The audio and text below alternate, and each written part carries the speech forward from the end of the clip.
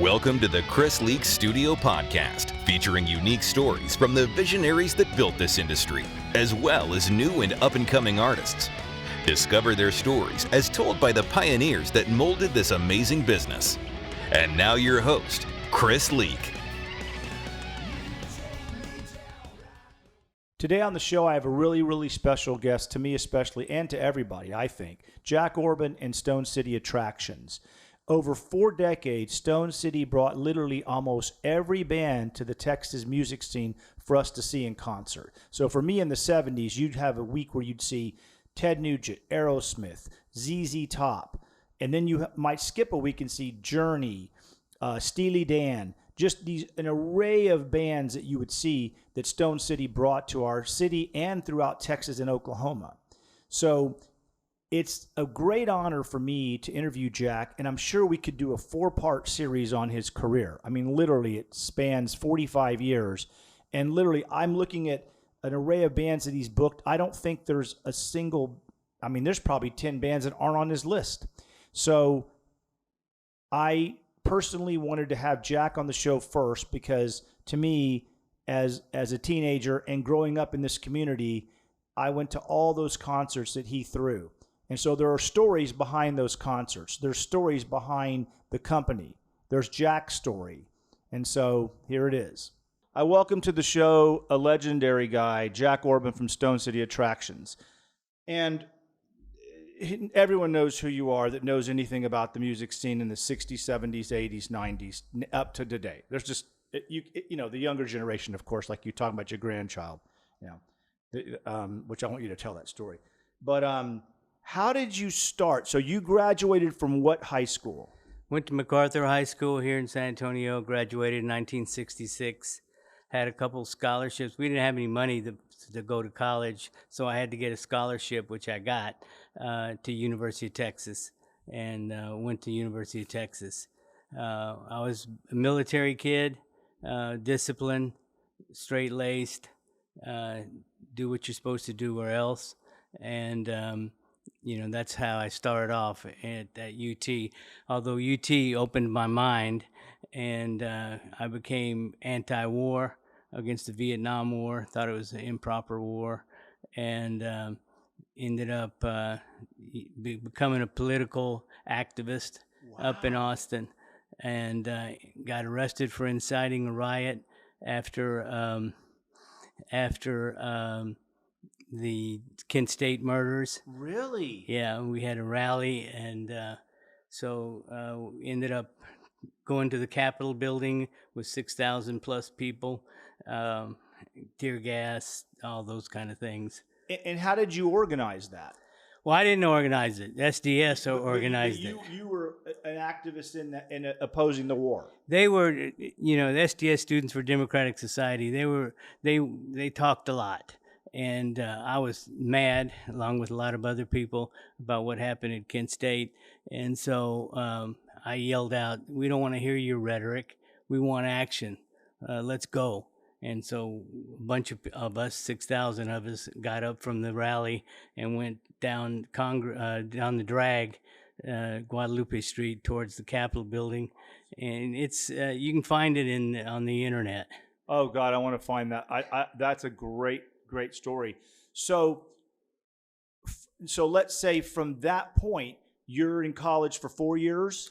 Yeah, and so I was in business management, and after getting arrested, I moved because police seemed to want to follow me, and wow. So I moved out by Bastrop and lived in a teepee while I did the last semester of University of Texas, because I promised my mother that I would get a degree. So I was determined to do that. So I did that in the last semester, living in a teepee outside Austin. And the teepee was like in a community, or was it like? It was a friend's acreage, and we just put it up and lived there for a few months while I graduated. And then you graduated what, in 70? 70, right. And so from graduation, so you come back to San Antonio? No, I went to Colorado to go to the land, like like people like David Crosby and Neil Young were saying, go back to the earth. So I went to, I was a hippie, and went to Colorado, and we lived in a commune with a bunch of different people. I ended up with my own cabin, didn't have running water, but it had electricity so I could listen to music, because I was into music from day one. Well, from MacArthur High School, I was on Swing Time, which was a TV show like American Bandstand, local. And so I was always into music. So they had electricity in this cabin. So me and my girlfriend stayed there. And I had open door hippie policy. So Tommy Bolin came up. Yeah, I met Tommy Bolin, and he came up. I had open door policy. He stayed in my cabin. Where was Tommy from? He was in Boulder, played in Zephyr. Wow. Yeah. And Jerry Corbetta from Sugarloaf, had Green Eyed Lady, big hit. He came up, and so it was, I had a guru. I had the whole shebang. So this is greatness. No, this is really interesting. Yeah. So you're now, how long in that commune were you there? About a year. And I had, like I said, an open door policy when I came back to visit my mother in San Antonio. When I went back to Colorado one time, the cabin had burned down. And I think it was Corbetta. At least I blamed him, and so the cabin burned down, and that made me go back to San Antonio. And me and some friends decided to get into the music business and do nonprofit benefits for food bank, anti-war, the War Resisters League I was a member of, which is an organization from New York. And so that's how I started. I called Corbetta up and said, hey, you owe me, Sugarloaf, so will you come down and play? We're doing a benefit for Food Bank or whomever. And Sugarloaf was a great band. Yeah, they were good. And so that's how we started. And that's how I ended up in the music business. But in detail, how so you're here back in San Antonio and you do these benefit concerts, correct? And how does that, is that the stem of the idea? Like you started to think, okay, this is a business that I'm really liking, like the promotion of an event. Right. Yeah. We were trying to make money for the nonprofits, and we had a message to get out. That's what I felt. And so, did you charge at the door? Or yeah. I mean, our first show was Cracker Jack, which was an Austin local band. Remember that? I can't remember that Stevie name. Ray Vaughan played in it. Oh my God! And we did, Cracker Jack was in 1972. That's when we started. That was our first show. That's exactly what I was going to ask you. What was your first show? Yeah. And who was it? Just Cracker Jack or somebody else? On the bill? We had 4 acts for $2, $1 in advance. I was hippie, so I thought music ought to be free. Except I know the musicians need to get paid, so that was balance we had to do. So so it was $2. So and where was that event held? That was at I can't remember if it was. That's called all right. The Showcase or the. I just love you have all these logged. Antonian Ballroom. Wow, that's why I forgot it. And Antonian Ballroom, wasn't it a school? Was it a school? Was that the school or no? No. Okay, no, Antonian Ballroom was different. Yeah, okay. It was a different events center. And so this is in 72, correct? Right. So then let's say, okay, you make some money for these organizations, and then how does it lead to like, were you thinking like, was it something planted in your head like, well, I need to be doing this I can be doing this full time? Oh yeah, we had friends, Greg Wilson, Carl Schwartz, David Rush, Rex Ziller, Richard Contreras. We all were into it. And so I was the one that was basically had a college education. So I was the leader of the pack. And then so how do you get into doing more shows? Like, so at that point, how are you paying your rent basically? And back then the rent was $200 or $150 probably. When I was in Colorado, we went to all the rock festivals like Texas Pop Festival, Atlanta Pop Festival, Iowa Pop Festival, Washington. some of the ones you may not have heard of. Never have. And me and my girlfriend, we made hand-dipped candles. We made candles, and we made memorabilia out of a chainsaw from the wood that we cut, and we'd burn in, Celebration of Life Festival, Louisiana, 1968 or whatever it was, 1970.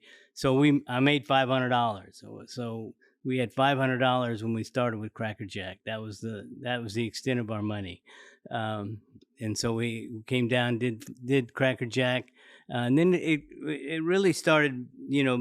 Like I mentioned before, it was the perfect storm because we were so into it, and rock was just starting to explode. And San Antonio was just, people don't understand how big of a rock market this was.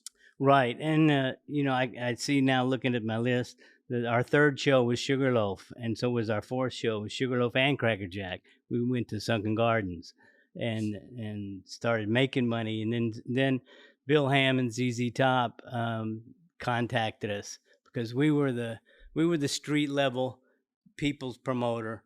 Wanted to keep ticket prices low, but we produced our own spots with Nick Coster from Austin, and your own radio spots. Yeah, own radio spots. Yeah, and people weren't doing that at the time, and we would pick out different parts of the album to use and all that. That was so think of how innovative that is that y'all did that, because it became a standard for the world. Right. Those ads that y'all used to do became an industry standard for rock concerts. Starting here, because you never heard that before. Right.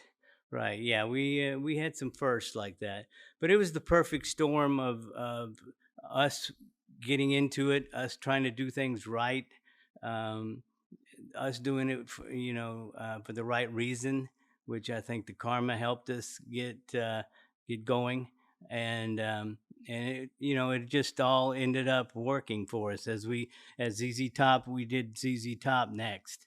After it was still 19. And where were they?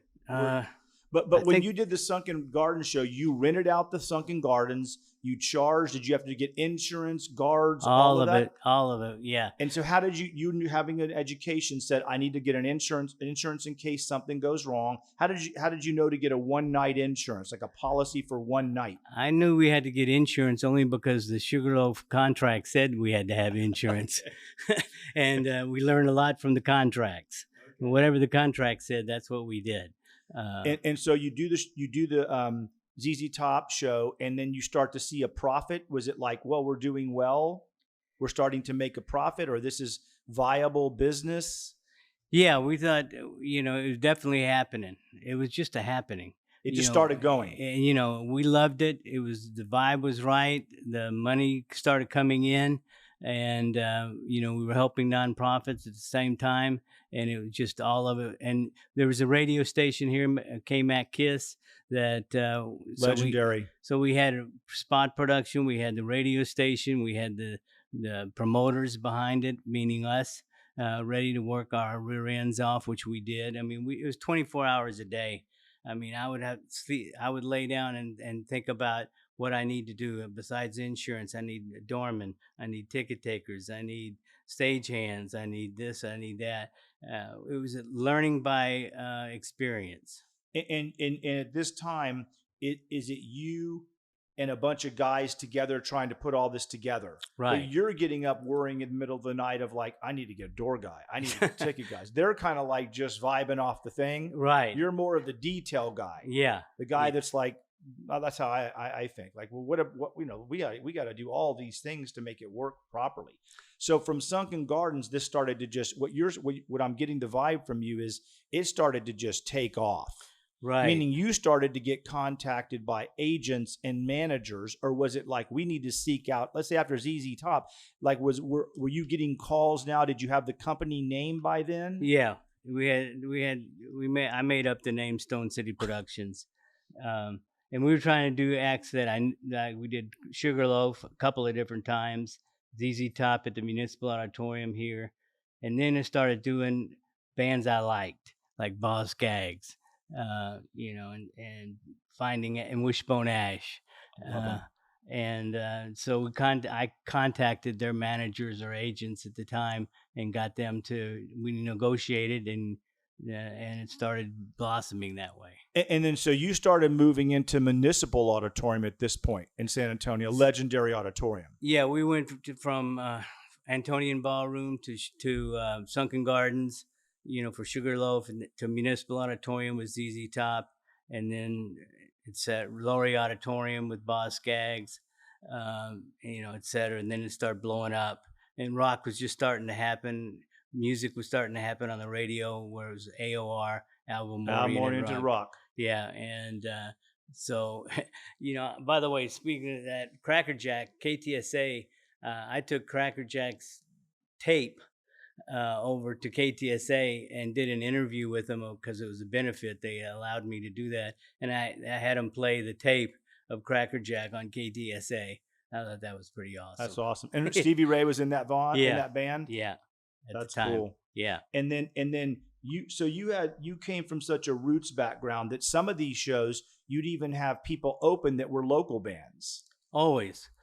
Yeah. Which I really appreciated as a kid watching your concerts. It was always an incredible thing to see local bands here that you'd see at a club. Now they're opening a big venue that you're throwing a concert. Yeah. I mean, I'm local. I'm down home.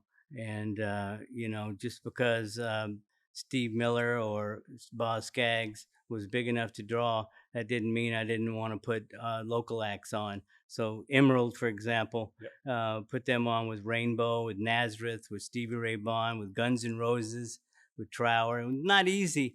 At the beginning, it was easy because the agents and the managers didn't care. They were just excited about getting a gig. But later on, it was like, no, we're not. Santana didn't want me to put Eric Johnson on. He wanted to do an evening with.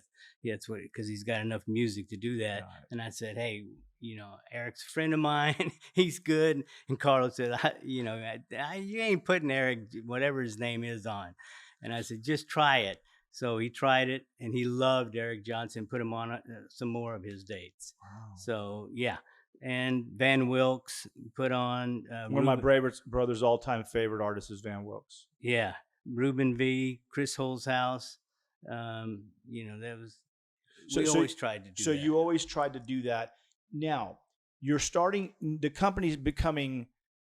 And at one point, how many shows were you doing? Let's say in the mid 70s or the early 70s, were you doing tons of shows a week in different cities in Texas, or were you mostly just San Antonio? That's a good question.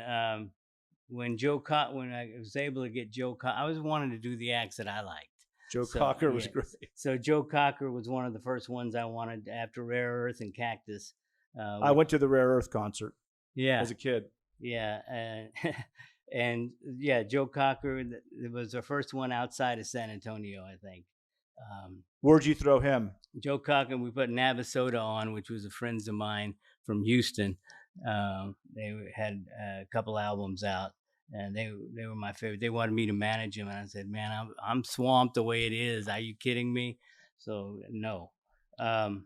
But anyway, they were the Joe Cocker and Navasota in Oklahoma City. That was our first out of San Antonio. And that was what year? That was 74.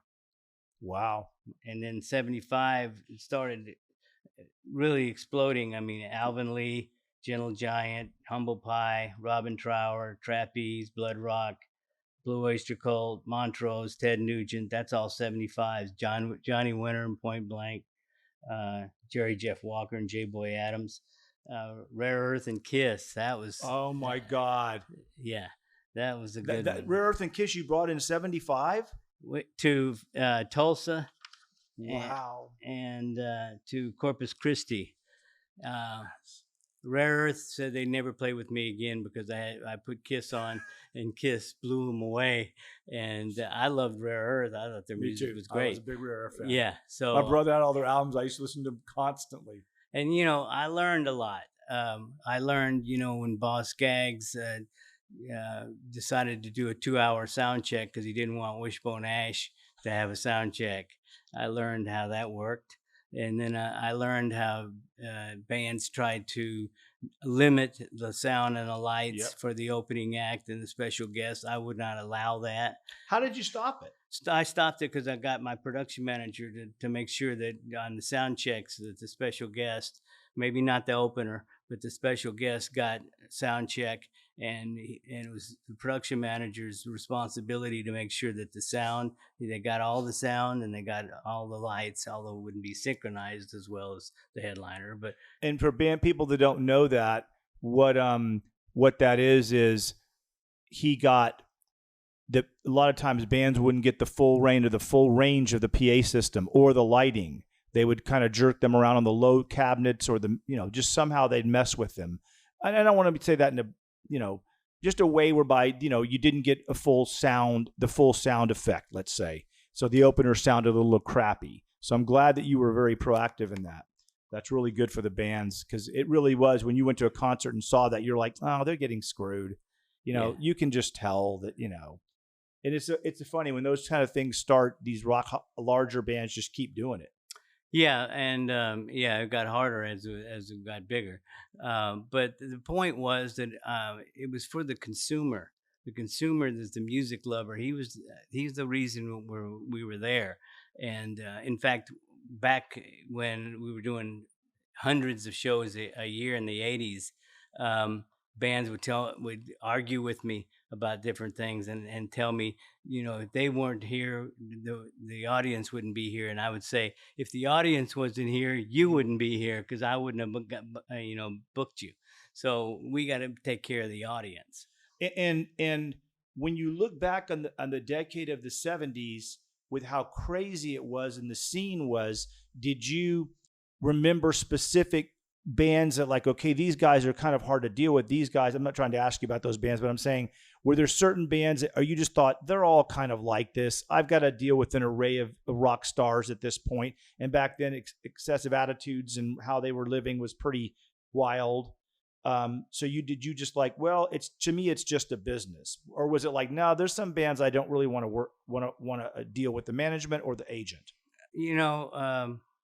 I passed on a lot of acts because I would get swamped with acts and from agents to do, and so I would start passing, because we wanted to do what we did right, and that was when Rush, for example, asked me to take them across the country because they were breaking in Texas, but not much of anywhere else.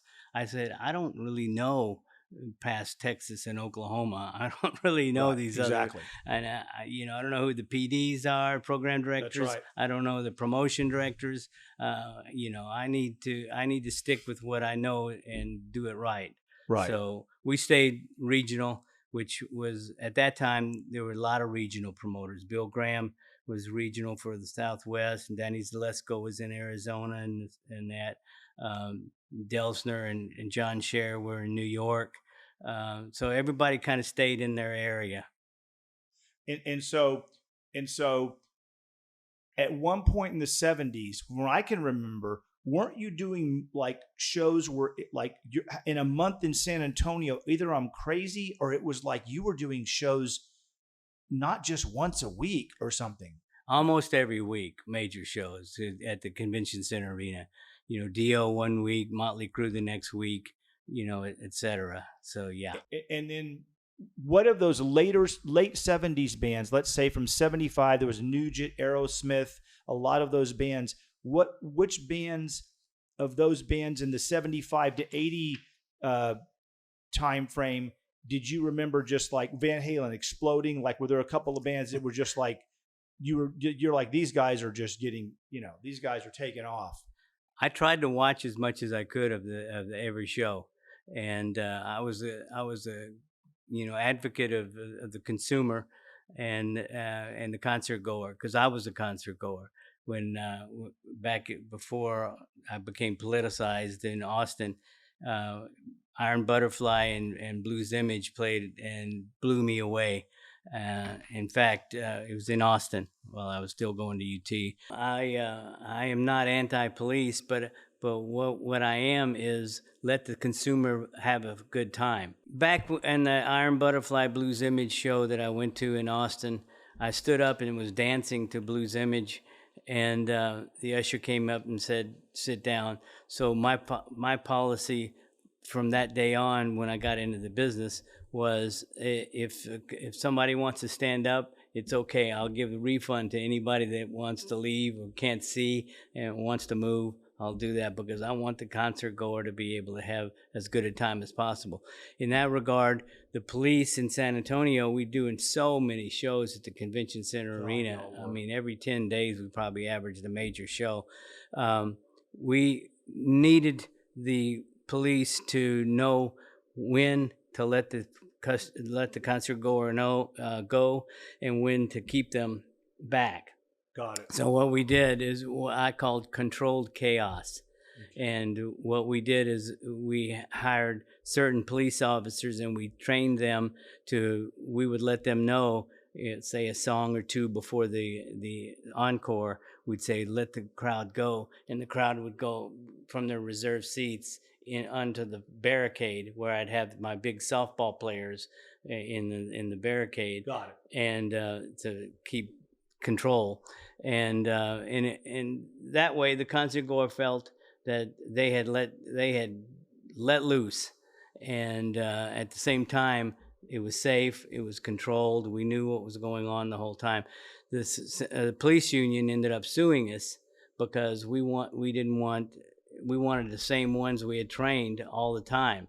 So the police union sued Stone City. So they sued you because they didn't want you being able to select the officers. Exactly. Okay. They wanted it on a rotation basis. So the officers sued back. So we joined the suit of the officers to say that. And then they gave them, skeleton crews and stuff like that, midnight performance times, stuff like that for the police officers. And they all ended up dropping out of the suit except for Stone City. We still ended up being suing on their lawsuit. We were the only one left as a plaintiff. So we fought that and finally cut a settlement for years of allowing us to have what we wanted until which was the trained officers that you've trained to deal with this, right? Control chaos. Because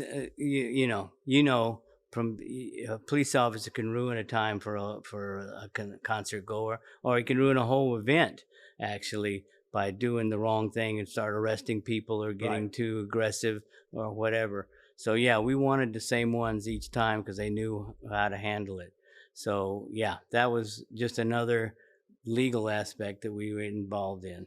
And real quick on the control chaos, how did you train these officers? Meaning you brought them into to the event and you started training them. Meaning how did you actually train them? Like how I want you to act. How if this happens, I want you to do this. I would tell them that after the first show where they would follow the instructions, they were then trained or experienced and knew what to do. We would tell them what the last song or the song before the last one would be. Okay. I tell the T-shirt security to let the police know that after this song, we're going to let the crowd go. And the crowd always loved in the Hemisphere Arena to head toward the stage and get off on Judas Priest. And how many feet was that back that you take away? Meaning you'd let them come straight to the stage, correct? To the barricade. To the barricade. Yeah. Okay. Got it. To the barricade. And so it was the first 6 rows or something. Got it. Because it wouldn't be fair to the first 6 rows people to let them go the whole time. And issues happen after that anyway. Okay. So just the last few songs and the encores. And how many police officers were trained on that you did? Probably 20. Okay. And on a show, how many police officers would you hire total? Probably 40 to 50. Are you serious? For a concert? Christine told me she used to sneak into our events because the police would let her in. And I went, my God, you cost me money. Still costing you money, right? Yeah, still. So, all right, that's a great story. You wanted to cover that. I'm glad we covered that. Yeah.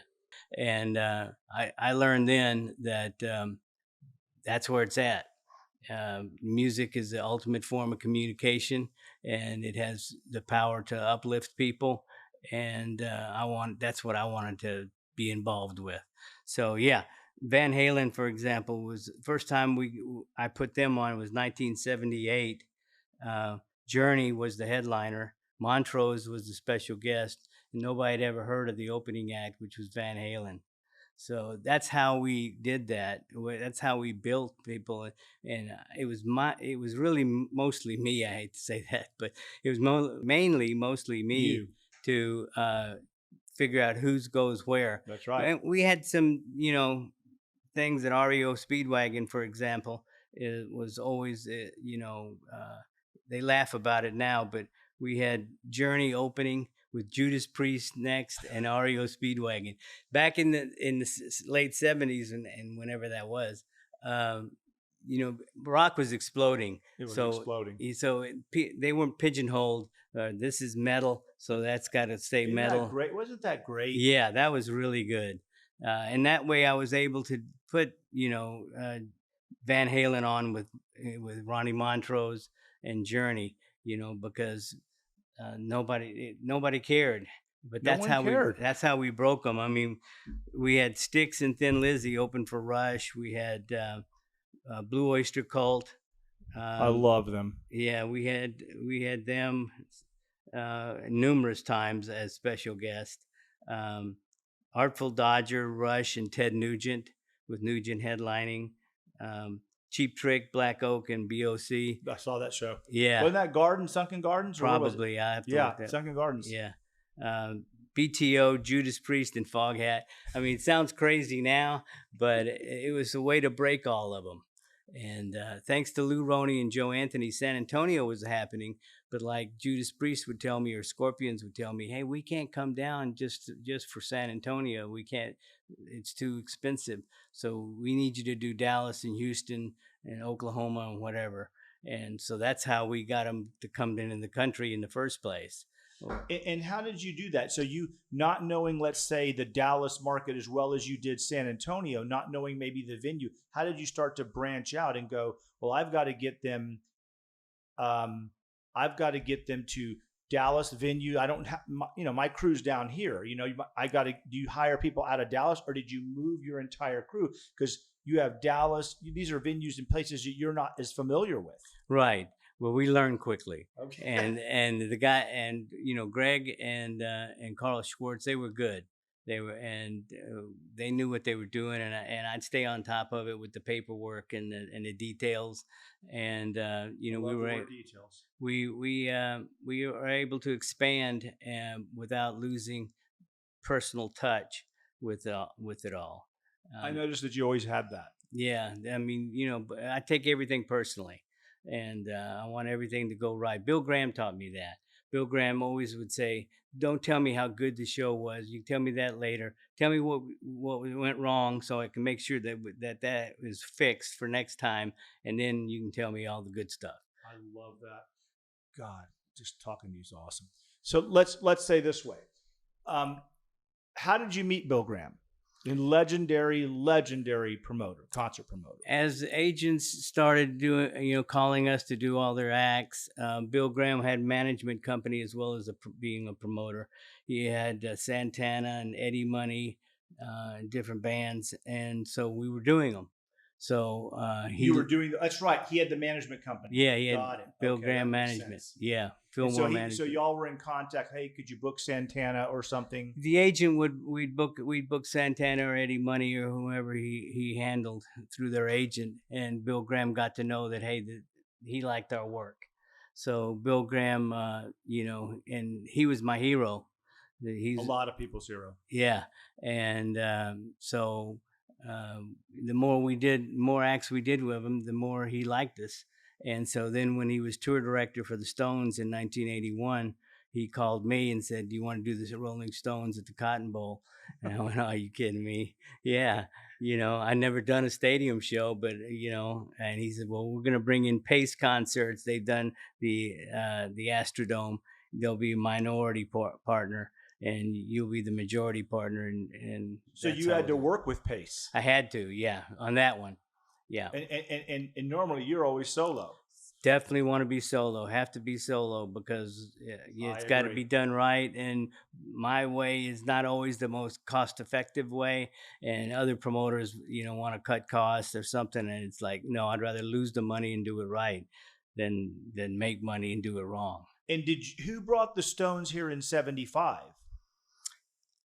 Was that a teen canteen or was no? 75 they did the convention center. Oh, I don't. So you brought him in 81 to the Cotton Bowl, right? That's and then you brought him, and then you did, and then how many Cotton Bowl shows did you do? Just that one? We did 2 shows in 2 nights, 1 show per night, so a total of 2 shows at the Cotton Bowl. Okay. Both of them sold out, 80,000 people each time. I think it was $25 or $27.50 was the ticket price. Graham wanted to keep it low. I wanted to keep it low, so we kept it low. Sold out. That's the way to do it. And I don't know if you heard what happened. No, I don't think I did. The first day at the Stones, ZZ Top, Eddie Money, Fabulous Thunderbirds, they all played, and then it poured down rain. And I thought, oh my God, we're going to have to cancel the show. I'm going to give refunds and I'm out of business. And it's been a hell of a run, for 9 years. But I figured they were going to have to cancel. And I definitely wasn't going to cheat the concert goers. So they came for the Stones and they're going to get their money back if they don't play. So Graham went in and talked to Jagger and them and told them switch to wireless mics and everything and play in the rain. And so they went out and played in the rain. And that was the shot in the arm. I still get goosebumps thinking about it. That was probably the biggest shot in the arm for rock and roll that I've ever been involved with. Really? Yeah. Next day was nice and sunny and bright and everything was fine and smooth compared to the. So those photos of Jagger all wet with this coming down is that night, that night, right? Yeah, the first night, yeah. And so Graham just went in there and told him, do wireless. He just did that on the fly like it was. He was the boss, Graham knew what he was doing. He had that experience in outdoor shows with rain. I hadn't. The show at Sun Gardens shows we did never rained. I got rain insurance just because I was paranoid, but he had experience with rain and how to pursue. So he got them on stage. Yeah, he got them on stage. They did their whole show. Wow, that is a great story. Yeah. Yeah, another story about that particular show was ZZ Top was also on it. And day before the show, Bill Ham called me and said, Jack, ZZ Top is Texas, and there's nobody bigger than ZZ Top in Texas. So we have to close the show for the Stones. So I want you to call Bill Graham and tell him that we're going to close the show. And I went, come on, Bill. This is a Stone show. It's, this is ZZ Top. It's Texas, so that's the way it has to be. So I called Graham and said, Bill Ham just called me and said that ZZ Top has to close the show. Graham freaked out, just yelled at me for 25 seconds and just said, tell him he's got 5 minutes to confirm or he's off the show. Call him back. I went, okay. So I called Ham back and he said, you're going to pay for this, Jack. You're going to pay for this. And I did the best I could. I can't get ZZ Top to close the show, so he played. So ZZ Top opened. Yeah. And then after that, Ham was okay with you. Yeah. He took one market away from me, as just to prove a point. I can't remember which one it was, but Galveston or something. Okay. Yeah. But you pretty much on ZZ Top. You pretty much were their exclusive promoter in this area. Yeah, Austin, San Antonio, and even Dallas at times. Right. And then, so at this point, everything's going pretty good in the 70s, and you're treating each show kind of like it's an event. Like you're trying to make each show good and in good quality for the audience, right, and for the listeners, because the production was always really good. When you went to the shows, the sound, like if you heard some of the live recordings of some of those shows, even on just handheld mics or people that had something in the audience, it sounds really good. Well, that's the thing. Promoters back in those days, we had the responsibility to build the stage, hire the ushers, doormen, ticket takers, Right. sound and lights. I mean, and all that. Now the bands bring it with them, and you really don't have any authority over it any longer. But I've had shows. In fact, I think it was Buddy Miles and maybe Rare Earth again in Corpus Christi, where our sound and light truck broke down, and we had to cancel the show, give refunds because the sound and lights didn't show up. Even though Buddy Miles, when I told him we were going to have to cancel, and I'll pay him anyway, I paid the acts anyway. Buddy Miles said, "We don't need no sound or lights. I can play without them." And I said, "Yeah, but Rare Earth can't." So yeah, exactly. So you're not. That's not happening. Right. And so, towards the end of the 70s, did the company start to change? Was it getting bigger, or you said I always kept Stone City kind of the same size, meaning I didn't want something huge, a ton of people? Did you think, wow, I have to grow this office, I need to expand? Or were you like, no, we're handling everything, we're going to take what we can handle? Yeah, we could only do what I could make sure that we do right. So that limited us because I was too much of a type A detailed personality, and I didn't want to do too much. We're already doing a lot, and I didn't want to go start hiring people that I didn't know to try to do things. So it was kind of the staff you were very familiar with, right? And we kept those for the whole time. Damn. And at that point, did you move into an office? Yeah. We started off in a garage apartment where I lived with a cardboard box full of papers. That was my desk, and wow. and the phone would ring and an agent, I'd pick it up and act like I was awake in the mornings when I wasn't. But yeah, so we finally moved into the Koger Executive Center and had a real office. And your relationship with the station at the time. Let's talk a little about Lou Roney and Joe Anthony. They were they were playing these bands almost like a rogue. I mean, you correct me if I'm wrong. It sounded to me as a kid like a rogue station. We play what we want. We played sides of albums. We could play a song 2 or 3 times in a row if we wanted. Like, we're not monitored. No one's looking after us. And they could literally break bands. Like, they would play Victims of Change by Judas Priest, the entire song, this, whatever it was, 6-minute piece or whatever. And so they were pretty much, they helped in that they were sort of breaking these bands like Budgie, Judas Priest, to AC/DC, where you're like, who are these guys? Yeah, Joe and Lou had a personal touch to all of the acts. They really knew who was good and who wasn't. Whereas there were still AOR stations competitive to KMAC Kiss at the time, at certain time, Kexel. Yeah, and for example, and but Lou and Joe had this special trait that they could pick out bands that San Antonio would love. Amazing. And we picked up on that. And yeah, some of them panned out, some of them didn't. But, thanks to Joe and Lou, a lot of bands broke out of San Antonio specifically because they started playing them. We'd start bringing them down, and then they'd do well. Then the agent would use San Antonio as an example to try to sell the bands to other markets. I want to emphasize the real importance of what you just said. It really, people when I was in Hollywood living there don't understand. When I say, I lived in a market where the station would bring a band that you've never heard, started playing that album, build them up. Jack and this company, Stone City, would bring them in and provide them a venue to play at. And like you said, several cities where they'd say, we want to play Corpus, Houston, Dallas. And the state, as an example, were busting these bands, making them break. Where literally they wouldn't probably have done anything in the States if it wasn't for Lou and Joe and you. Right. That's just the God's honest truth. They may never have broken, some of them. I mean, because when I go out of town to visit family or I go somewhere in LA or something, no one knew who they were. You'd say that band, who are you talking about? Oh, this album that I have. So what I'm saying is like Budgie, They played whole sides of an album.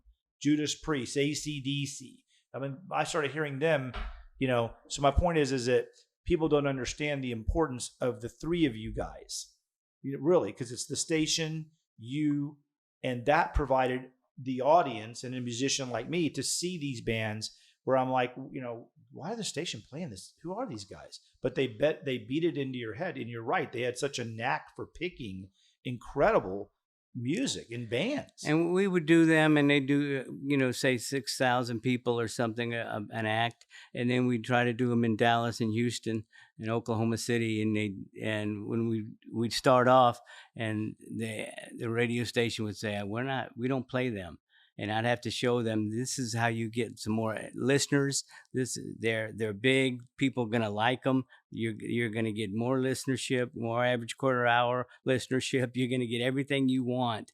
You just need to go ahead and try playing these and see. And there were AOR stations in other markets, but Lou and Joe had that knack that other ones didn't. So, but I would use that in trying to get them to play different markets. And then at that time, record labels had promotion directors. That's correct. And they would help me. Then you would work with them saying, hey, this guy in Dallas is resisting playing Judas Priest. Right. So we'd send them 50 albums to give away, and they'd play a song and give them away on the air. And all of a sudden we'd build up Judas Priest enough to do a live performance.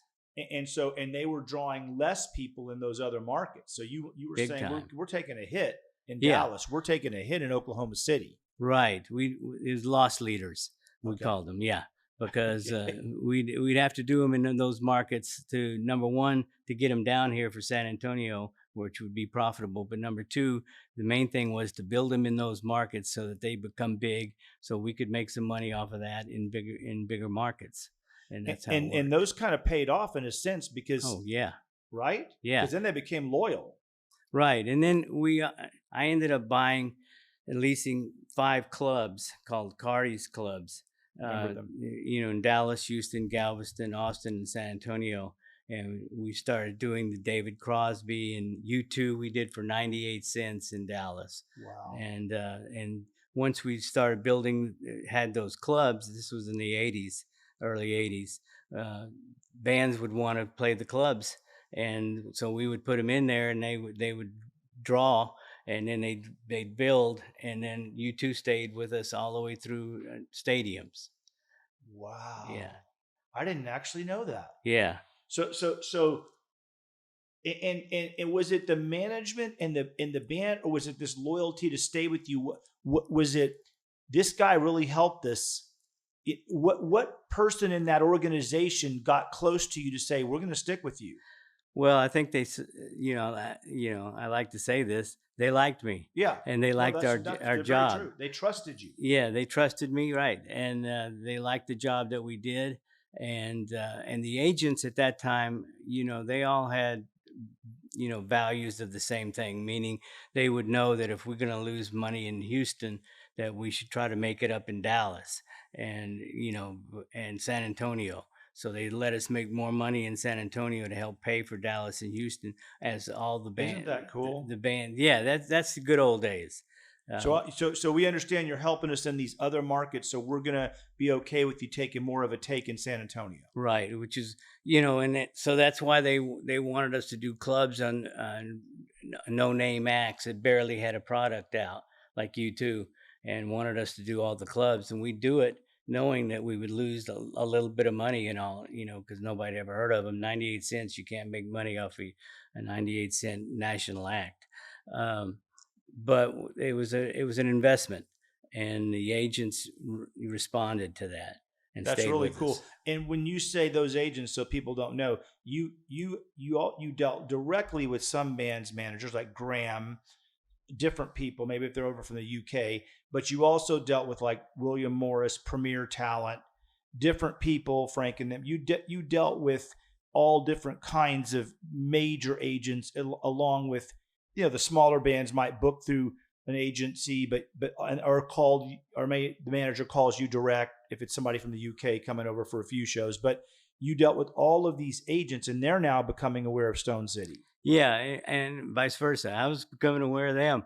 I never heard of these agents, and they would start calling me, and yeah, Frank Barcelona, you know, Legend. yeah, Jane, Barbara Skydell, uh, they Good and God. they all they were loyal. They believed that regional promoters were the best idea for their bands, so they kept it that way and kept the relationships going with promoters in different areas, including here for Texas for us. That's just such a smart man, Frank. From what I read, I met him once, but he's a very loyal, Yeah, ethical. They said one of the most ethical people around. Just a very loyal, and the Premier Talent was huge, and they booked everybody from Michael Jackson, Van Halen, everybody. ATI was there, ICM, William Morris, and of course it changed eventually. Yeah, it did. It changed. Yeah, Everything changed. yeah. And so you're in the 80s, and you're bringing in Motley Crue, coming the kind of hair rock decade. Even before then, are you picking bands based now? That radio's kind of changing. It's the 80s a little more corporate oriented radio, right? Was kind of marketing coming in here. The hair bands were still rock and roll. Right. I don't have anything against any of the hair bands like some people do. Yeah. They were still rocking, Yeah. and people loved them. The Bon Jovis of the world, Motley Crue, they did well for us. And so in the 80s, did you consider the 80s a stronger decade for you than the 70s, or did you consider the 70s just a more memorable decade? Meaning between those decades, and we're going to talk about the 80s more. What did you like better? The origin, the starting out, the struggle, or was it no? We're in the 80s and I'm rolling now and I'm really enjoying this. Yeah, the 80s we did the most shows we've ever done. That was the biggest decade for us. Because we built a reputation in the 70s. Rock had exploded. Now it was starting to get into, like you said, more pop rock stuff, which really ended up getting more people. Really? Yeah, because the Judas Priest, it was hard to build them agree. compared to Bon Jovi, and it was getting more airplay. So yeah, And MTV. and MTV, yeah, for sure. So you could get a band even that was big on MTV that could probably do some numbers at a show. Yeah, and of course then the PMRC happened. Yes. And then censorship happened. Yes. And we fought censorship big time. Here in San Antonio versus Mayor Cisneros, all the way to nationally with Dee Snider and Frank Zappa. Us three did a whole bunch of interviews all across the country about censorship. And in fact, when when Mayor Cisneros was trying to get an ordinance passed that wouldn't allow anybody under 18 to go to a concert. Of course, the ACLU was ready to sue, but I wanted to just battle them because I knew they were wrong. It was not ridiculous. Yeah, ridiculous. So they even flew me. The Today Show flew me up to New York, and I debated Mayor Cisneros on censorship situations there, and I think I won, of course. Oh God, I love it. Yeah, so that was pretty cool that they picked me up in a limo. It was the first time. I didn't fool with limos, I didn't rent a car, but they picked me up in a limo and took me to the Today studio. And he was there. Yeah, he was there, and we fought verbally. Yeah, and and then I had John Denver, send an email or actually it was a telegram. He sent a telegram at the time to Cisneros saying that his Rocky Mountain High had nothing to do with drugs. Wow. And that's the kind of censorship you guys want. And you don't know what the band may mean in their lyrics, so just leave it alone. And I had Gene Simmons. Besides me battling Tipper Gore and PMRC on censorship, there was this San Antonio organization called Parents Against Subliminal Seduction. And so they thought everything was satanic. And I remember that. Yeah. And so I had Gene Simmons call the leader of the PMRC, not the PMRC, the PATH, Okay. Parents Against Subliminal Seduction, here in San Antonio, and I told him, tell him that it had nothing to do with satanic rituals on the stage or any of that stuff, and you're not trying to brainwash the kids, into satanic knowledge. And so he called, and I was on the phone with him, and he said, "We have nothing to do with Satan or anything satanic. Now, you should probably hide your daughters because we're after them." And I went, "Oh God, did you really have to say that?" But yeah, so that's what he was after. It's actually accurate. I mean, and the so you found yourself being dragged into several. Since you were political when you started and you stand for certain things, you found yourself involved in those things through the decades. 60s might have been Vietnam, right? In the 70s, something else. And in the 80s, it was when they were trying to censor everything. Right. Motley Crue comes out and they look like they're devil worshipers and so forth, and Tipper Gore and all of that. So you were going through that route that you had carried on. Yeah, and even past the 80s into the 90s and the 2000s, when the music business became too much about business and not enough about music. That's what I always say. It became way too oriented on money and ticket prices, and we battled a ticket price situation all the time because I believed in value for the ticket price, and that's why I wanted 3 acts on.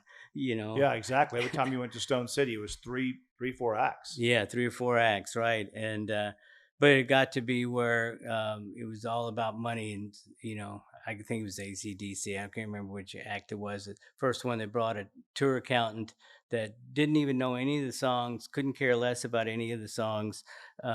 Didn't want to do anything but grab the promoter and take him into the office and go over every expense item and look at every bill, and that was it. And so things changed. Wow. And that became prevalent. Other people were doing it. Yeah, everybody else was doing. I was the one battling it with value and stuff. And in fact, I lost AC/DC in Austin because I wouldn't put $1 on extra for the on Ticketmaster's fee because that's what they wanted. The manager said, and the agent said, and I said no, and they said, well, Live Nation will do it, or SFX, whoever they were at the time, they'll do it. And I said, well, I'm not doing it. Wow. Yeah, for so $1, I lost AC/DC in Austin. That's I mean, and that dollar really mattered to them. The dollar ticket, yeah. I mean, and I don't really know if the band had anything to do with it. Absolutely. Yeah. It's the guys that they're not aware of that they're letting do that. Yeah. Because at that point, those bands are so insulated from what they used to be. Right. Totally They're different. no longer on the ground. Everything, heck, some of them don't even travel in the same bus. Don't even talk to each other half the time. Some of them. That's right. The Who, we had to get 5 different limos because they didn't want to see each other until they took the stage. Yeah. It's just crazy. Well, you come up all that time and all those feuds and fight, and there's money involved, and and normally those things are also on songwriting royalties. If one guy's writing all the songs, he's cleaning up, and the singer feels like I'm really responsible for a lot of it. And there's always a minimalization of what these other people add to a song. I mean, songs can have something that are added to it by the vocalist that necessarily weren't just the writing the chords. Mm-hmm. It was something that he added to the song that really make a difference. And he feels probably when the other guitar player like Pete starts to make all the money, it becomes, hey man, I'm just as big of a part of this. Right. If it wasn't for me, this would not be happening. That's why I say that it became too much business oriented, and we fought ticket prices all the time. We would always have the cheapest of anybody on the tour, but they'd still be too expensive, in my opinion. Rather than $89 or something, I wanted to do $75 or $70 or $69.50 and have 2,000 extra people show up, and you'd end up with the gross amount the same, and the net would be the same to the band, but there'd be more people there. And to me, that was the way to go, rather than, charge as much as you can and have a limited number of people show up. Right. And that's in my knowledge, that's like called the hot ticket. Like they're always, you want a show packed. Like if you have a food truck, you want people in line. Mm-hmm. You want to show people in the show, and the bands like that too, which is funny because the bands appreciate a more packed house, right? Yeah, right. That was my biggest selling point, because I couldn't sell them on the money part, because they say, well, what happens if more people don't show up? And so yeah, that was my main selling point. And in the 80s, during this time where it's kind of changing a little bit, like you said, they're bringing in a CPA with them, or they're traveling with more business managers, the bands. And then are there competitors coming into this market against you? Well, that's the other thing that changed. The Frank Barcelona is the premier talent, the ATIs, the ICM. They kept regional promoters as long as they could, but then managers decided that they could make more money on the guarantee, by going with different people. So they would do that, and that's one of the other issues that always became too business oriented for the marketplaces. So they would there were other concert promoters coming in, correct? And so or was it that the concert promoters were coming more than just regional? They were becoming national. Yeah, they were becoming competition in markets that weren't theirs any longer. So all of a sudden, the regional promoter when was it that SFX bought all the regional promoters? They did. Yeah, but not you. Not me. I wouldn't sell. And they were making offers on these.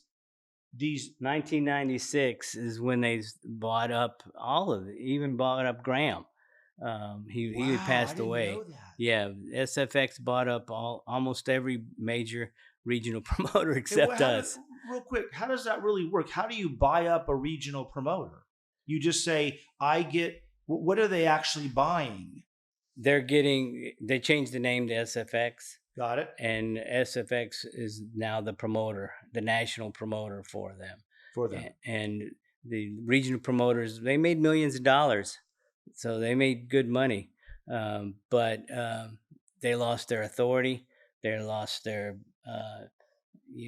any kind of responsibility they had for personal touch into any of the markets. Yeah, so SFX did that. And then, of course, that didn't work. As SFX, started losing big time bucks. Yep. So they sold to Clear Channel Entertainment. Yep. And the Maze. Yeah, the Maze, right. And I'll never forget, we were doing a show in Austin, and I called the PD and the promotion director, and I got a conference call saying, I need so-and-so promotion for this show. And they said, no, we don't, we're not going to do any promotion for you because we have our own promoter now. And I said, okay, then I'll make more money on the lawsuit when I sue you than I would have on the concert. Next day, the PD and GM called and said, what do you need promotion-wise? So they tried to do that, Clear Channel Entertainment, because they were radio stations, and they had the radio stations, and they figured they got their promoter, so that will sync up and everything will monopolizing the business. Yeah, didn't work. Didn't work, did it? No. And so Clear Channel sold into Live Nation. Right. Live Nation merged with Ticketmaster. And that we were the first ones, by the way, to when Live Nation and Ticketmaster in 2010 merged, we were the first major promoter to file a brief against the merger. I love it. And it's online. The whole brief is online if anybody's interested in I would like to read that myself. Yeah. And all the things that we said have come true, which of course is predatory practices, higher ticket prices, loss of control over the ticketing. All of those things have come true. And they can threaten the band, basically, because if they have a larger territory, it's difficult for them to say no. Rush's manager called me and said, Jack, I know you've done us in Texas and Oklahoma for years, but they've offered us so and so amount of money to front as a front before we even go on tour, and you can't match that, so we're going to have to go with them. Most of the managers never even would call me. They would just sell to SFX or to Live Nation now, but a couple of them did. So you're into the 80s. You're doing the decade is you're extreme. Stone City is just rocking and rolling. Established in the 70s, rolling in the 80s. So now we get into the 90s, and how did you approach the 90s versus the 80s? I mean, it was a battle. I mean, it was when the music business started skewing towards more business and more money rather than anything else. And when album sales, started not being their primary revenue center, they had to have more money live. So we understood that, and we paid more.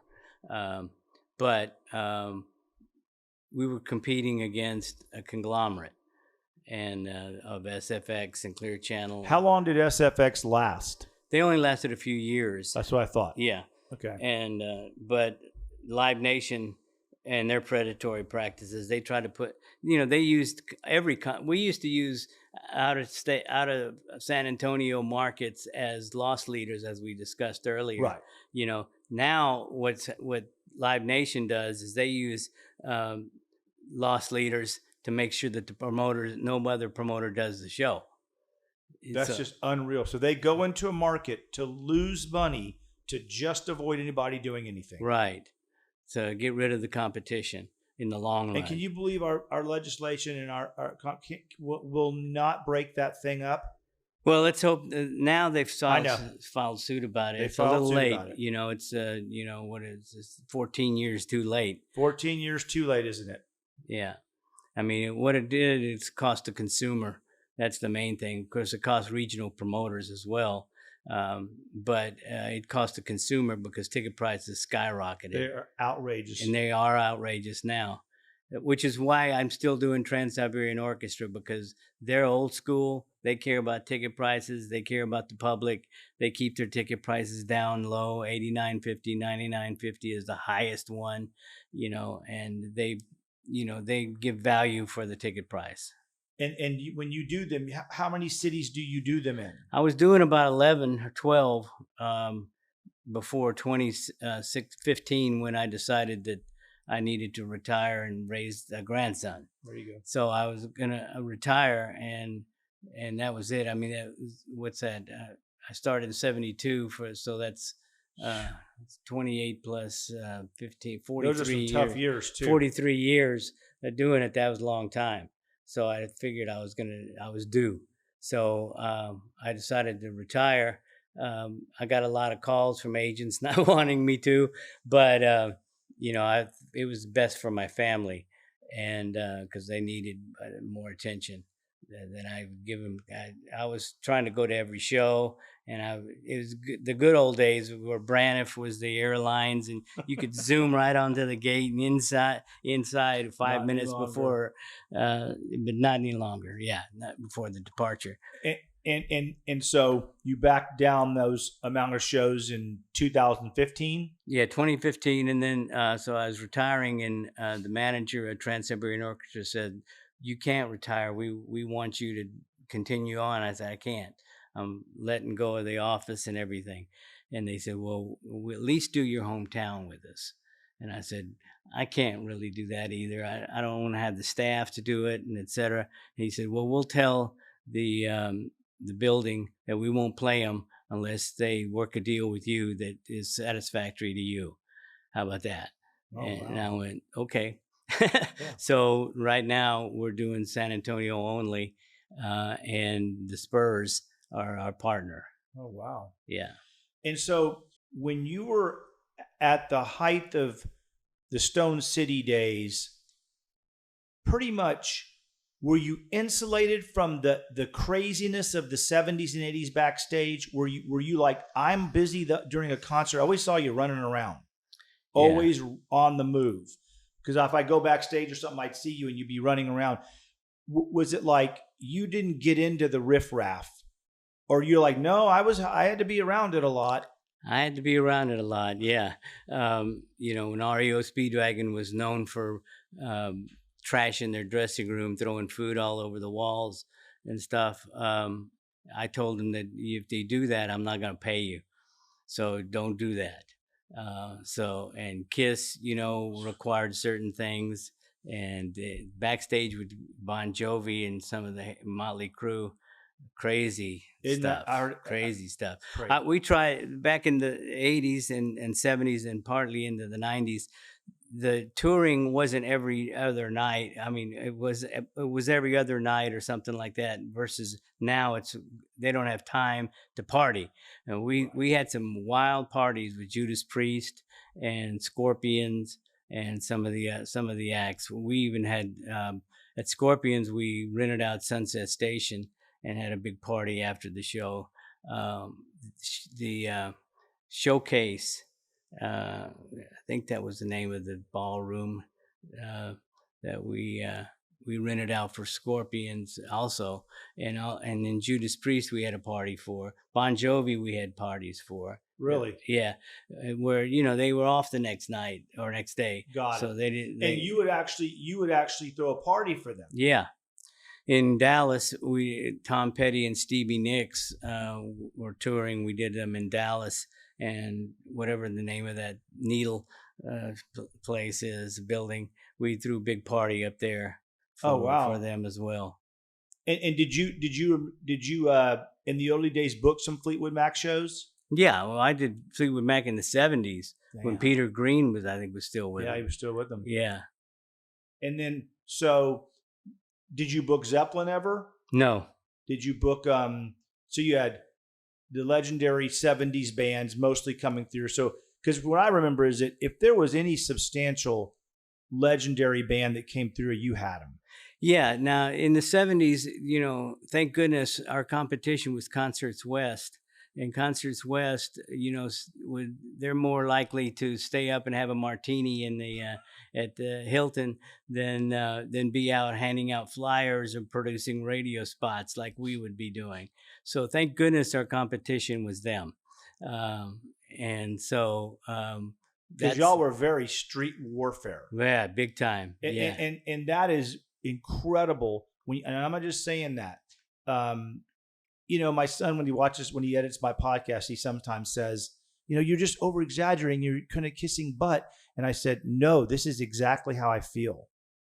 When I'm acting like, wow, and I'm saying that is amazing, I actually feel it.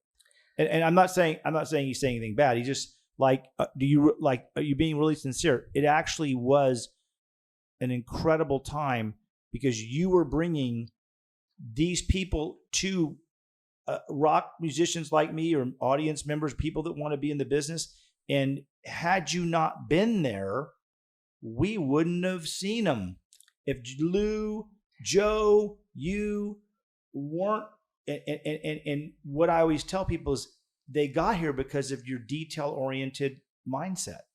They didn't get here just by happenstance. They got here by hey, this band's good. Let me call. Manager calls you. Let's get it. Venue, staff, personnel, PA, production, lights, insurance, rental staff, ticket guys, ushers, venue, pricing, ticket printing, all of these things. No computers, no cell phones, no internet. The good old days.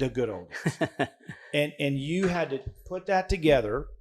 And then the night of the show, and then let's add to that the band, the way they are, the manager, their request, their special needs for a situation. You're dealing with that, collections of the money the night of the show, paying. Right. Wasn't in the old days you just paid them? Yeah, we just paid them. I mean, our first show at Cracker Jack, Greg Wilson and I, we took the money out and put it in the trunk of the car. And at the end of the night, after boogieing with the consumers, concert goers, we went out there and realized that we had left the key in the trunk, so the key was in the lock, anybody could have gone and taken the first show. We learned that real quick to take care of the money better. But in the old days, was it like, well, I have to pay, the band comes to you right after the show, let's say mid-70s, ZZ Top. Do they come to you and say, not that I want to talk about anything money-wise, but I'm saying, do they come to you and say, we want to be paid right now, like a rock band at a club? Or was it like, no, you deposit the money, we write you a check, how did those old days work? The old days worked where they wanted to get paid before they went on, and we never do that. I agree. And I would never do that. And I told him either trust me or find another promoter, because I want to make sure everything is right, and you do everything right, and you perform, and you'll get paid. And we built a reputation of that, because they also knew, one of in late 70s, I personally was handing out flyers, to a show that was at the Municipal Auditorium. It started raining, and I was under the canopy along with a couple of other of our staff.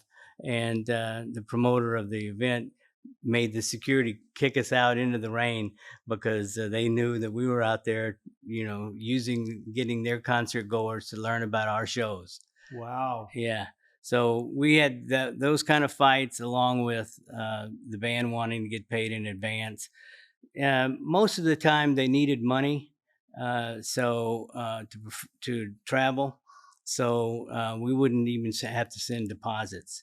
We just paid the band at the end of the show. Got it. And yeah.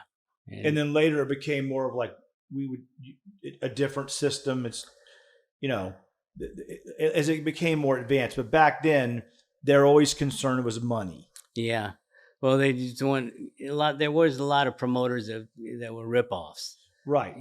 And think about it. If let's just use ZZ Top or Aerosmith. You come and play for Orbin, and let's say you don't draw that night. Their nervousness was what? You don't have the money to pay us. Yeah, they would never worry about that with me. Got it. Because the few cancellations that we had because of our fault, meaning either sales or rain or something, we would pay the band. It's not the band's fault. Right. And that was different, because most promoters wouldn't do that. But we felt that's the way to build. That's the way to get a good reputation. And it certainly worked for us. Yeah. And Stone City was deep, in our generation, in my time, just the provider of the conduit for us to see all these great bands. I mean, if you weren't doing that and you weren't led into that some way, we would have been deprived of that. It really, because you don't know that somebody else would have come in and done it the same way, and with the same frequency, and with the same diversity. So like you said, you'd have Van Halen, Journey, and back in you couldn't do that today. No. And Ronnie Montrose. That's just crazy. And then and all of that. But I want to ask you, had you ever considered writing a book? Yeah, but I've probably forgotten more than I'd remember. Okay. And there's so much stuff, and plus I don't want to go through a divorce again. That's true. So that's true. I'd rather stay away from all of that. Yeah. Stay away from all that. And it's kind of in your, it's something that you have and you own inside your head. Yeah. And, I met my wife, my current wife, at a show, Michael Schenker and Black Crowes. And so that's how I met Christine. Oh, I didn't know that. Yeah. Wow. And so. And you've been married how long? We've been married for 29 years. Yes. And you have how many kids? We have 5, including the one we just adopted. And they all live at... I got custody of my 2 boys from prior to Christine. Prior marriage, yeah. Which was really strange. That was a battle in itself. In fact, it cost me Dallas and Houston. Yeah. I read somewhere about, in the past, I didn't read it recently. I read in the past that was a very costly situation. Yeah, but it's worth it because, it's Ozzy Osbourne promoter versus a school teacher for custody of the 2 boys, one of which was my stepson, one was my biological son.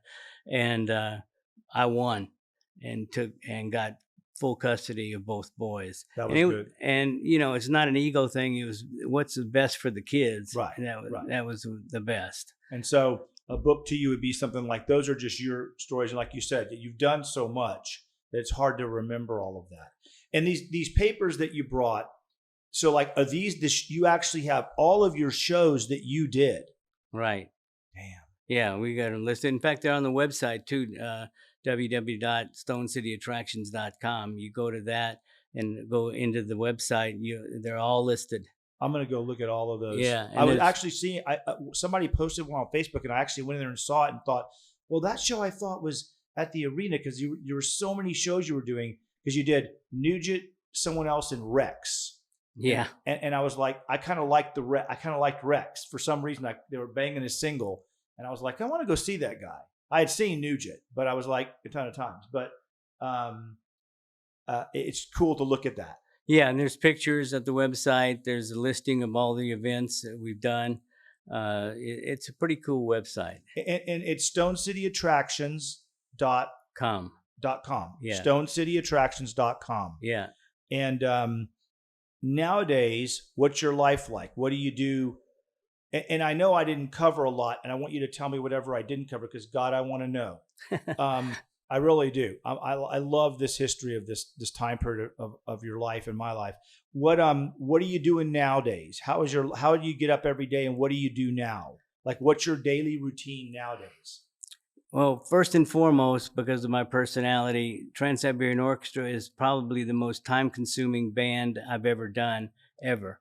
They are so detailed, and they're so on top of every little item that I've got to stay on top of it in front of them before they get it, find out something different.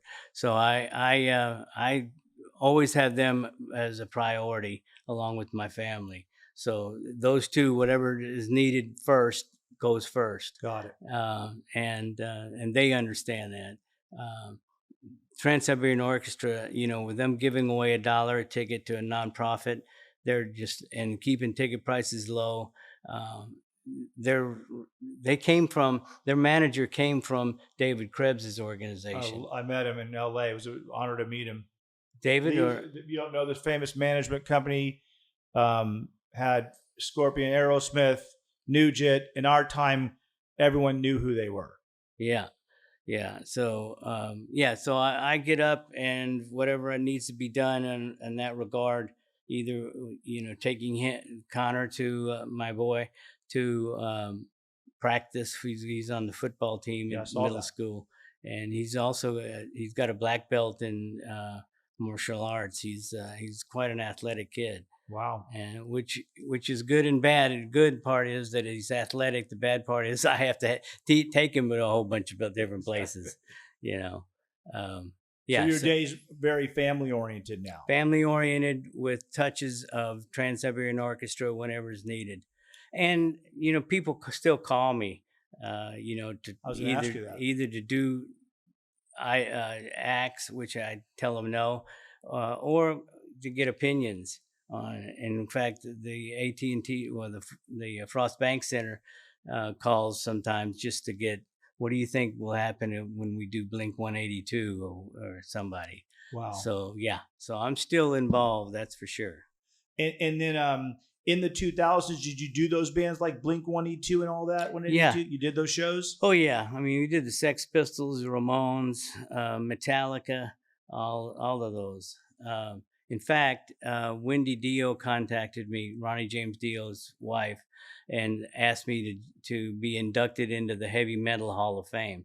So in 2020, I went out to LA, and Wendy inducted me into the Heavy Metal Hall of Fame. And is there a photo online of that? Yeah. Okay, perfect. I want to show the audience that. Yeah. In fact, it was so cool because Joe Satriani and Steve Vai played that the induction, and that was pretty cool with Wendy Dio there. That was cool. Yeah. Yeah, I mean, that's the thing, is that people don't know how much you've done. Like, I was unaware of the Tipper Gore and that story. I was unaware of the suit that was, or was a litigation, or was just a brief that when you filed. We filed a brief hoping that the Department of Justice would not allow the merger. Run out of the merger. People don't know that. That's just shows your concern about that. Yeah, we knew the ticket prices would skyrocket. and what's funny is I love that when you said all of the things that are in the brief came true.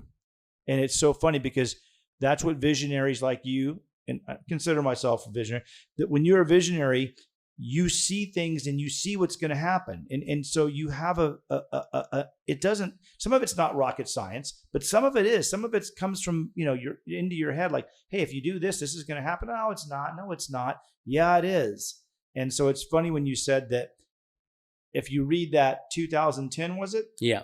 Brief, what has happened with Ticketmaster and all of that, Yeah. Live Nation.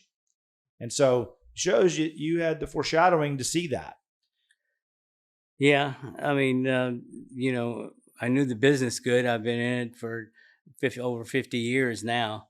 Yeah. So 50 years. Yeah. And do these managers still reach out to you just like old friends, or do you say, I'm going to get on the phone and talk to the manager of this band? Some of them have passed every now probably, and but- then. Yeah. Yeah. And other promoters from the old days will contact me through Facebook or something and see how things are going. And then what in the Texas market do you remember of regional bands that you liked? Like that you saw and you said, I'm going to put them on a show, or I just like them. Van Wilkes. Were there bands that you just went and saw and said, I really like these guys? Too Smooth was a band from Austin or Dallas. I don't even remember where they're from. Navasota was from Navasota. But I tried. I'm based in San Antonio, so I wanted all the San Antonio musicians to get the best shot possible. So whether we played them in Dallas, Houston, Oklahoma, or Wichita, I still wanted the local San Antonio acts to get a shot with Rainbow or Steve Miller. Or I used to see Heyoka on those shows. Yeah, and they were on in other bands. And so now your life is family oriented, and you have the Christmas. Is it 2 days in Christmas during the Christmas holidays? They have the show. You have the shows. No, it's one day. There's 2 shows in one day. 1 day, 2 shows. Yeah, 1 day, 2 shows. And then, do you still when you bought your house or where you lived, did you stay at the same house your whole life? No. I've stayed there since 1978. And I'm still there. That's what I mean. From that one. So like you're like me, like you set your roots down, you're there. Right. But I mean, I bounced around from a garage apartment and carrying my paperwork in a cardboard box, and I used to try to get the best phone possible. And back in those days, that was the big one. So, yeah. So, yeah, things have changed. Yeah, right. But that hasn't as far as a home base since 78. You stayed the same like that. Yeah. And that's kind of the old school guys is they're like, hey, I'm here. I'm new sky. I'm going to move over here. I'm going to move around. They, you stayed put like me and, just different. Well, I've got 10 acres, so I can turn it up. I got big JBLs all over the house. Way to go. And, I've got speakers that are bigger than me. That my wife doesn't let me put them on except when she's not there. But I can have my own concert feel exactly against my chest with the air pounding against it. In those days, would you go to front of house and check the band sound? Would you run in front of house, which means go to the front and listen to the band a lot? And I would go to the mixer. I would always, hey, this doesn't sound good. I always go to the mixer and give my 2 cents if it's not right. These days, they're professionals and they're good. Back in those days, it was more we were hiring, Showco or some different companies, right. Sound and lights, and most of the time they were professionals. Sometimes we'd have to get somebody else, and that was difficult because I would always go to the mixer to see if they're mixing it right. Right. And a lot of times back in the 70s and 80s, they didn't have mixers. The band didn't bring their own guy. They didn't bring their own sound guy. Yeah, they didn't bring their own sound guy or light guy. So yeah, I would have to go out there and give my 2 cents. Just 2 cents. And then I end with this. What was the highlight of if you look at the 70s decade, now it's hard to go through each decade, or just all together, what was one of the highlight moments of your career? Was it the Stones? Was it meaning like what was where you felt like, wow, this was something surreal that I didn't expect to be here? In the 70s, it was when I got to do 13th floor elevators with Rocky Erickson. Wow. because psychedelics and that were meaningful in my life. And so when he finally got out of the state penitentiary in the mental institution, I couldn't wait to put Tommy Hall and Rocky Erickson back together and do them. So that was And where did you do them? Sunken Gardens. Wow. Yeah. So that was a highlight. That was the highlight for the 70s. In the 80s, obviously, it was the shot in the arm of rock and roll when the Stones played in the rain. That was awesome. I mean, it doesn't get much better than that. What a great story. Yeah. So, and then, Trans-Siberian Orchestra, we started doing them in 2001. So I've been doing them for 23 straight years, except for the 2020 situation.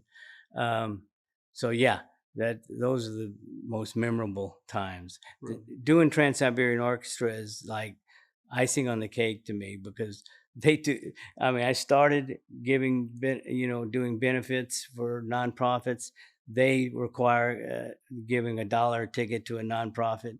I mean, it's just come full circle. Yeah, isn't that funny? Yeah, it's awesome. Because you start with this nonprofit, you do Cracker Jack or one of the first shows, and then you're not ending, but your life now is iconic life you've had.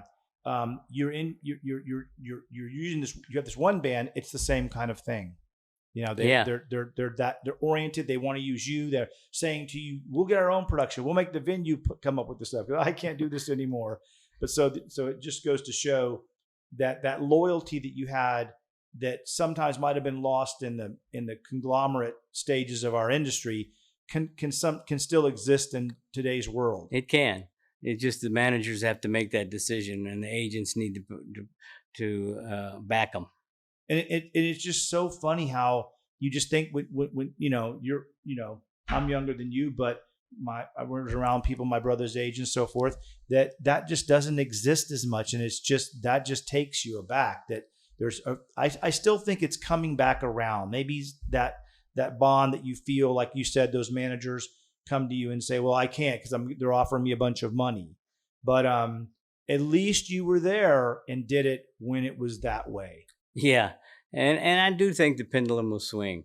Good. I'm glad. Yeah, I do too. I think because it's gonna it's almost hitting the top of the hot button right now as far as ticket prices and stuff. That's right. People are starting to rebel. I did an interview, I don't know, 20 years ago, and they said, "What about these higher ticket prices?" And I said, "Don't go to the show." And they said, "Wow, promoters saying don't go buy a ticket." And I went, "Yeah, don't go buy a ticket. If you want ticket prices to go down, don't go buy those $150, $300 tickets." Thank you. That's what I said about groceries. Everyone's complaining. Stop buying the name brands for about. You had 40% of the nation to stop right now. You'd watch General Mills and these companies start to go back down to $2 cereal. I guarantee you, it's all like they'll pay it. We're going to continue. Yeah. Well, I want to thank you a lot for coming on. I know you're a busy guy, and this, to me, this is not even a thousandth of what went on in your life.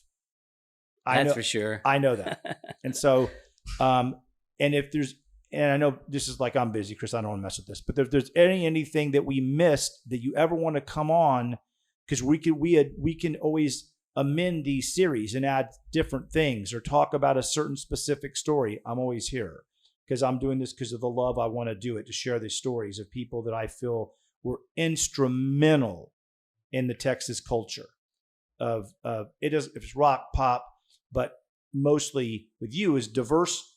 It was diversity because you did a lot of things, and so to me, having you on was imperative. That's why I pestered. I pestered the hell out of you. and my wife's like, "Why don't you stop?" I'm like, "No, I want Jack on the show. That is what my whole vision was. Like, no, there's no argument." She was good. Keep your persistence up. Well, I've been fortunate. I've been able to do it my way all the way through, and that's what some of the other promoters these days, are congratulating me when they did in 2015 when I retired. They all said, "Man, you did it your way. You didn't sell out to SFX. you continue to have your same values. They all appreciated those things. Yeah, because it was pretty difficult. It was. You went to go up against that, right? Yeah. But you came out and you have your own company and you owned it. You never sold it, and it's embedded in a great deal of people in this city and around Texas and Oklahoma. That you're the name of that company, and then what it represents to us. Exactly. You know what I mean? Yeah. What that era and that company are almost together. When you think of rock concerts in our market, Stone City Attractions is embedded in our culture. I was very fortunate to do it when I did it. Yeah. Because like I said, it was the perfect storm of all sorts of different things coming together at one time. Yeah. And the first concert at Sunken Gardens, that's a classic. That's a classic. How much do you think it cost you to rent out that place back then? $500, $1,000? Yeah, probably $1,500, something like that. I was about to say. Which was a lot of money back then. That's a hell of a lot of money back then. It's 3 times what we started with. Yeah, there you go. And then you got to sell the tickets and all that. Did you, real quick, a question, during those shows, did you take concessions sometimes or say no? Or you did? Yeah. Good. Yeah.